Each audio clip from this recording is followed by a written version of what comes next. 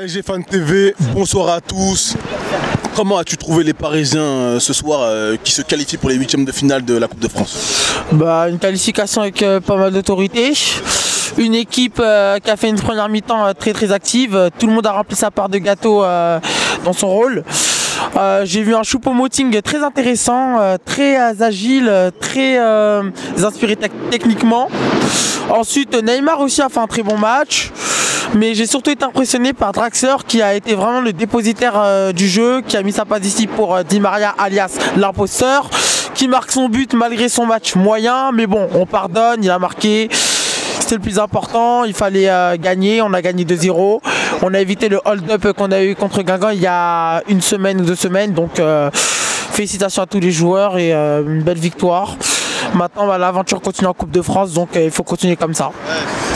Tu m'as parlé de Draxler, donc tu l'as trouvé intéressant dans l'entrejeu. Est-ce que tu penses que c'est un joueur indispensable sur ce milieu de terrain lorsqu'on avance un Marquinhos? Indiscutable, je vais pas dire ça, mais c'est un joueur indispensable. On va dire plutôt que Draxler, pour moi, c'est un joker de luxe. On peut le mettre titulaire si Paris joue en 4-2-3-1 par exemple. Si on a notre 6, parce que Paredes devrait venir dans les 2 jours. 4-2-3-1. 4-2-3-1 pour donc moi. Tu le mettras à côté de qui? Je le mettrai côté gauche avec Neymar meneur de jeu et Mbappé sur le côté droit et Cavani à la pointe de l'attaque. D'accord. Donc du coup, tu mettrais de côté Di Maria? Oui, ou j'alternerai avec Draxler. Je pourrais faire un système comme ça, je pense. D'accord, très bien. Quel a été ton meilleur joueur parisien ce soir? Draxler, parce qu'il a été, comme je viens de le dire, il a été le dépositaire du système parisien. Sa qualité de passe, ça fait beaucoup de bien à l'animation offensive du PSG. Il a surtout pas été trop lent. Quand il voyait qu'il n'avait pas d'ouverture, il redonnait derrière et dès qu'il y avait une ouverture, il accélérait. Donc il a su tenir son rôle. Ensuite, c'est vrai que Choupo-Moting, même si j'ai jamais trouvé mauvais, j'étais un peu pessimiste lorsqu'il est arrivé au PSG. Il a fait un match intéressant, techniquement il était très agile, comme je viens de le dire. Surtout, en plus il fait son match parce qu'il donne la passe ici pour l'ouverture du score de Cavani.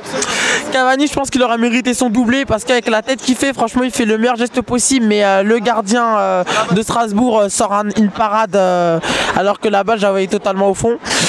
Félicitations à lui. Et en tout cas, oui, maintenant comme je viens de le dire, Paris, on attend encore mieux. Mais je trouve que quand même la deuxième mi-temps était un peu trop soporifique. Paris a plus joué sur un faux rythme. Le but nous a réveillés. Le deuxième but a réveillé Paris parce que c'est vrai que Strasbourg a commencé à se rapprocher petit à petit. Donc Paris n'a pas voulu subir et commettre la même erreur que contre Guingamp lors du hold-up. Donc ils ont lâché le coup d'accélérateur au bon moment où il fallait. Mais là c'est la Coupe de France, donc Paris peut se permettre d'être en autogestion. Mais j'aimerais laisser un message aux équipes de Ligue 1, attaquez plus, arrêtez le football défensif. Parce qu'à chaque fois qu'il y a un football défensif, il n'y a pas de spectacle. Jouez. Ok, Paris est une équipe très offensive, il y a des joueurs, mais il faut lâchez-vous là, lâchez-vous. Est-ce qu'elles peuvent se le permettre? Est-ce que tout le monde peut jouer face au Paris Saint-Germain au Parc? Est-ce que tout le monde peut avoir la possession de ce ballon? C'est très compliqué, mais je pense que même si on a un système de jeu défensif, quand on a des occasions, il faut tenter, il faut faire un peu plus de pressing. Merci à toi.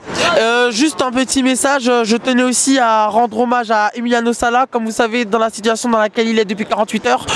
Donc si il entend ce message, je lui demanderai tout de suite de revenir, parce que je pense que tout le monde a besoin de lui, que ce soit sa famille en premier lieu et le monde du football. Toutes mes prières vont à sa famille et j'espère qu'il y aura une fin positive, même si ça me paraît compliqué en vue de la situation. Donc beaucoup de courage à sa famille, au FC Nantes, à Cardiff qui devait être son futur club. Et voilà, tout le monde du football est derrière lui, donc j'espère qu'il aura entendu ce message et qu'il reviendra en vie. Merci à toi. Merci.